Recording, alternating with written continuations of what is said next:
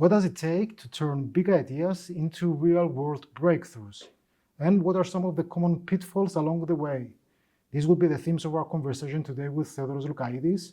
He is the Director General of the Research and Innovation Foundation, the government body responsible for dispersing grants to stimulate research and innovation.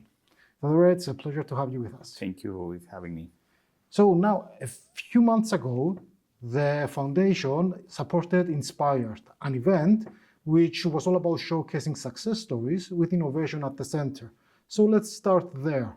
While Cyprus has been making good moves in the field, success stories are still relatively scarce. So what's the foundation's strategy to make them less of a rarity and more of a norm? So we have supported Inspire. We're proud sponsors, and we are glad that we see these kind of events that help us promote the role of research and innovation in transforming our national economy for the benefit of our society. You are right that Cyprus is a fairly new but very vibrant innovation system.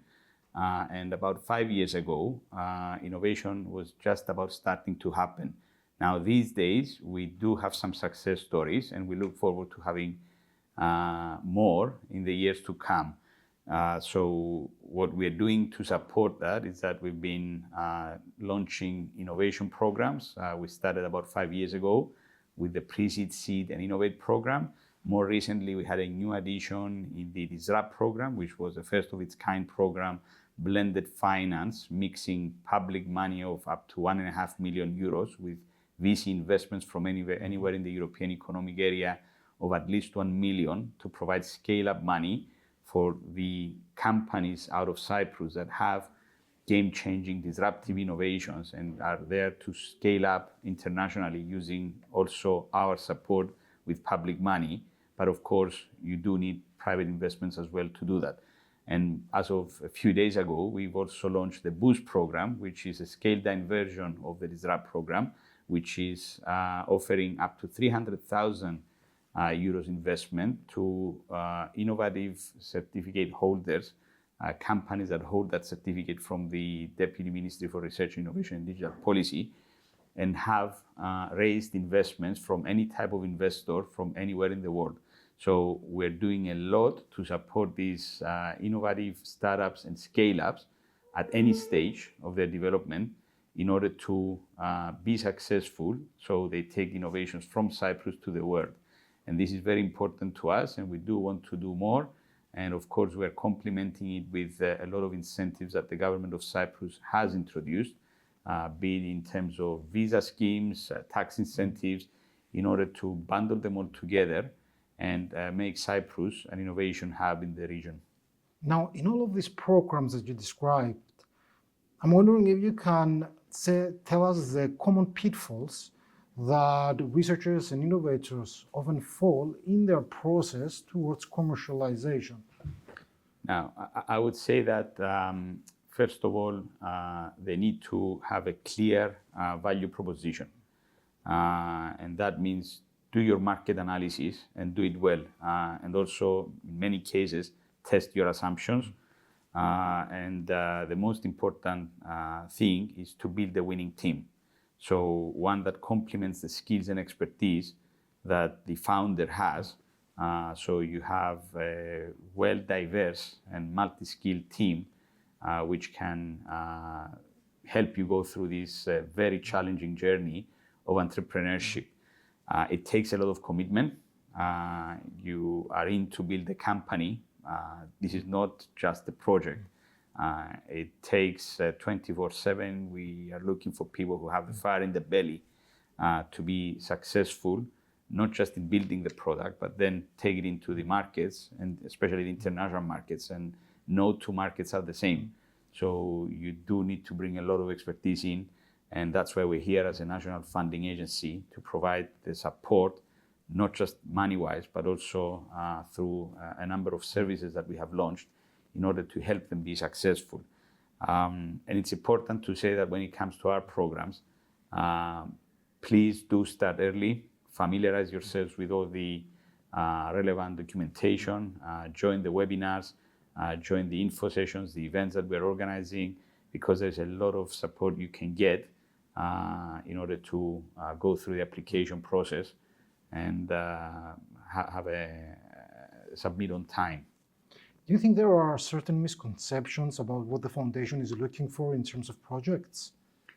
What we're looking for is game-changing innovations that have the potential to scale up internationally. We do recognize that Cyprus is a small place. It's an ideal place to start, launch a product, test it, but the scale of the ambition needs to be bigger than just Cyprus. And when we say international, I would like to clarify that. It doesn't mean that we expect people to take on the whole world. It can be a regional innovation, but we're looking for things that are actually game-changing. It doesn't necessarily mean that no one else has done it, but there is significant market opportunity that, as I've said earlier, you need to do your market analysis and demonstrate that you are in and you stand a chance to be successful and acquire the customers. It has to break through the local boundaries, essentially. It has to go even beyond the local boundaries. This dovetails into my next question, which in September, Mario Draghi, the former ECB boss, released a report on European competitiveness. And among the things it identified, it hit on a problem that we feel in Cyprus as well.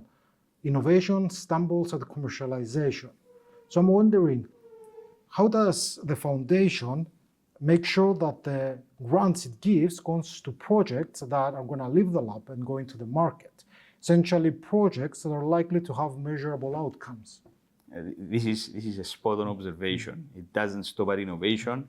You need to commercialize it. And that's what we've been doing. We're increasingly more focused on the impact of our investments, be it on the research side, but also on the innovation side. And through our funding programs and services, which are designed based on evidence, we are trying to strengthen the capabilities of the national ecosystem, but at the same time address certain weaknesses. And we do know for a fact that we do have weaknesses. They're clear in the reports, both of the European Commission, but also other reports. So we're doing our level best to address those weaknesses and provide the opportunities to go beyond innovation into commercialization. And this is something that we're also trying to secure more support, also from the government, the Deputy Ministry, in order to also provide funding to go that takes us beyond innovation and into the markets. Now, over and above that, we've launched the Central Knowledge Transfer Office within the Research and Innovation Foundation. This provides very valuable support in protecting knowledge, which is the first step before even innovating and then commercializing, but also provides a lot of support to researchers, intrapreneurs, and entrepreneurs on technology marketing and deal making.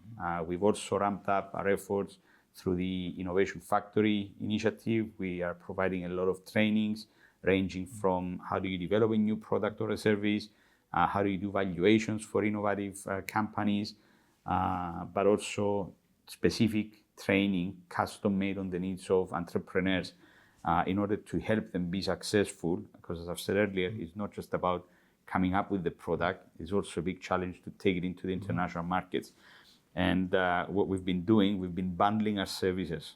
So we don't think of the foundation as just providing money, but money comes with a lot of support in order to improve the chances of success in the international markets. And when it comes to innovation, our evaluators are probing the level of commitment that the people before them have in order to be successful in the markets. And we also do regular monitorings of the progress of the projects and the companies that we're funding. We're trying to be there and support those who have been selected through our processes to stand a better chance of being successful in the market and take the products into the international markets. But it's also important to say that impact is measured in many different ways and using different metrics. So we are using a variety of metrics, KPIs, to monitor our own performance and make certain changes along the way in order to maximize the return on investment of the public money that we're administering. Now, you spoke about protecting knowledge.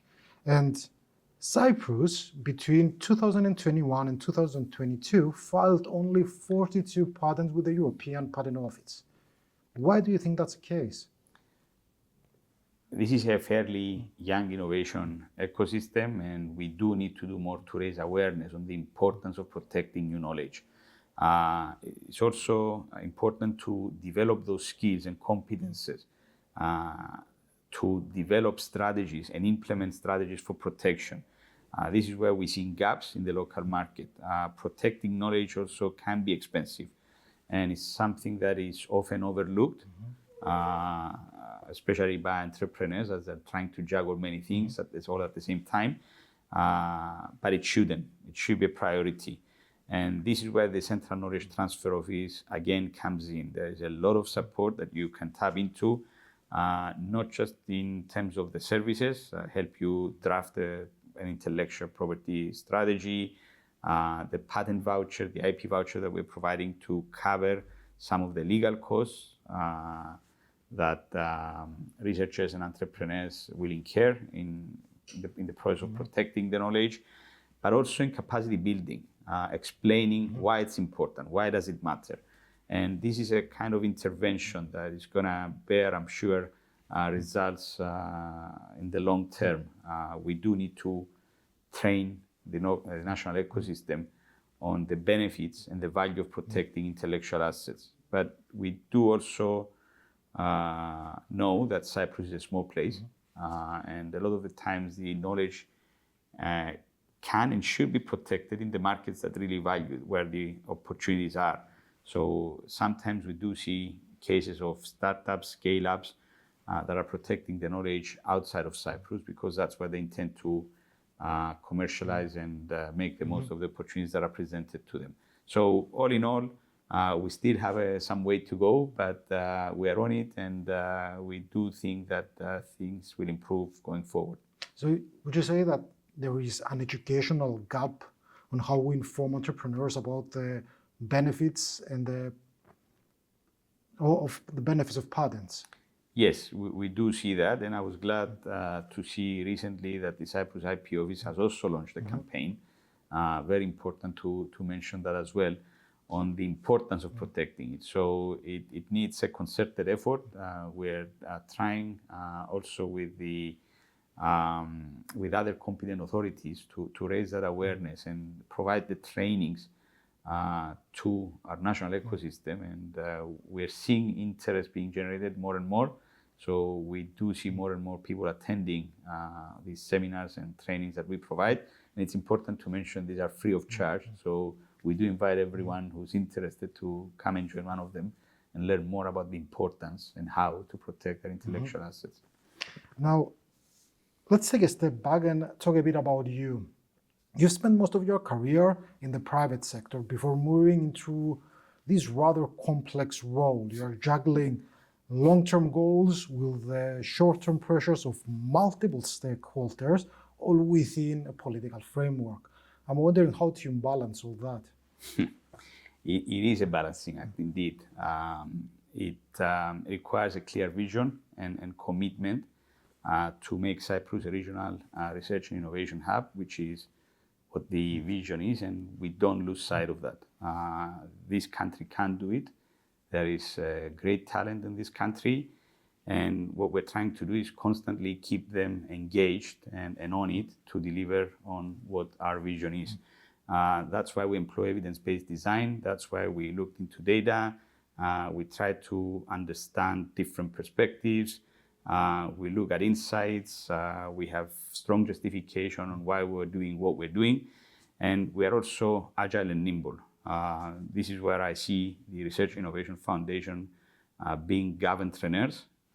We are always trying to be one step ahead. We're always trying to create those enabling conditions, bring on the tools ahead of the time that the ecosystem will need it. So when they need it, they can tap into them and make the most of them to take us to the next level. And while our investments are generally speaking long-term, we don't lose focus of the short-term needs. because often these are the stepping stones into the future. So finding the right balance is challenging, but it's something that needs to be done. And one thing I've learned well from the private sector is that it's really the results that matter at the end of the day. So that's why we prioritize goals. That's why we're assessing impact and urgency. And we are using the team at the RIF to build capabilities that are looking into long term, but also short term, and always trying to find the right balance to do it. And last but not least, we don't forget to celebrate success. Cyprus has seen some successes, be it on the research side, but also in the innovation, because they're often there to remind us of the progress we've made and be more ambitious on what we can achieve going forward. So all in all, the skills honed in the private sector are helping us navigate the complexities of this environment that we are in. And our mission is to make the vision a reality, and that's what government trainers do. So let's wrap this up with a forward-looking note. Is there any sector or trend in the Cyprus innovation scene that excites you the most, that is on the cusp of something big?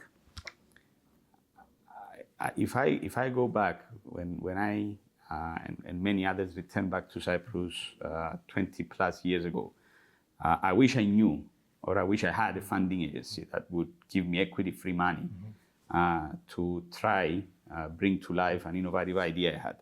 Now, 10 years ago, there was still very little to talk about research and innovation in Cyprus. Today, things are happening and are happening fast. So who would have thought that Cyprus would have companies, innovative companies that made exits, companies across different fields, including biotech, and entrepreneurs who have been there, done it, who are now sharing the knowledge with the ones that are following. And there are more funds than what they used to be many years ago, and we're constantly injecting more money into both the research side and the innovation side. And this country is now 10th in the European Innovation Scoreboard, a strong innovator, the only country in the south of Europe, 27th in the Global Innovation Index. For the very first time, our startup ecosystem features in the top 50 globally.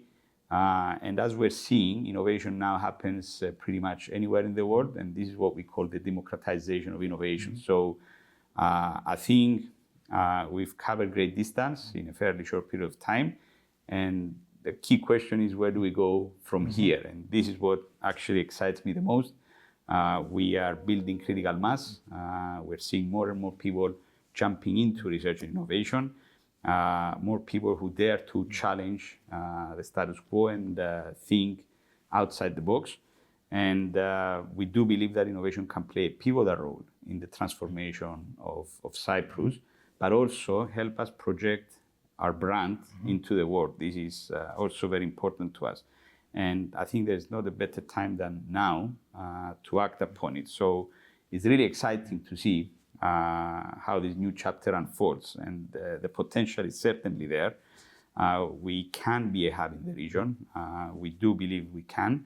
And don't be surprised if in the next few years we do see more success stories from startups and scale-ups making the headlines. And these can be from fintech to gaming, to sport tech, cybersecurity, energy and clean tech, but also biotech and defense tech. These are areas that we're seeing good activity, and there are things in the pipeline, in the making, that we can see from where we are.